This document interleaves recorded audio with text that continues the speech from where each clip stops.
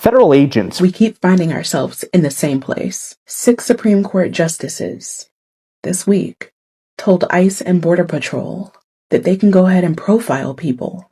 Roberts, Alito, Thomas, Kavanaugh, Gorsuch, Barrett. They ruled that race, language, even where you work, can all count as reasonable suspicion. And if you think that only means Latinos, you haven't been paying attention. So the case was Vasquez-Perdomo versus Nome.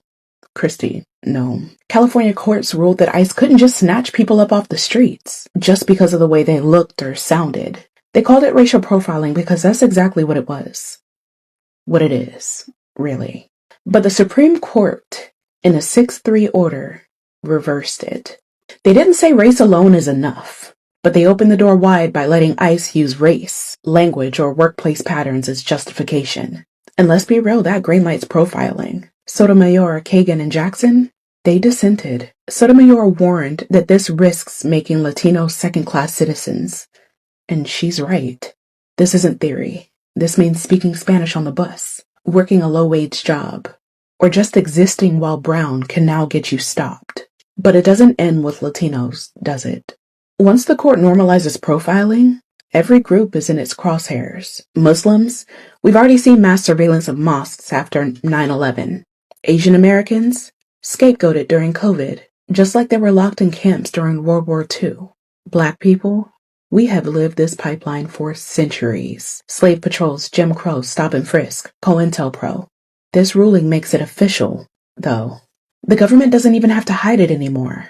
And history is clear. Once the state is allowed to target one group, it always expands. Fugitive slave laws gave patrols power over every black body. Japanese internment was justified as national security. McCarthyism dragged anyone accused of being different through show trials. Now it's ICE and Border Patrol, all with the Supreme Court blessing it. Today it's Spanish speakers in LA. Tomorrow it could be Sikhs in Queens, Nigerians in Houston, or Muslims in Detroit. The precedent is the point. So don't get comfortable thinking that this is someone else's problem. Roberts, Alito, Thomas, Kavanaugh, Gorsuch, Barrett just wrote a permission slip for racial profiling.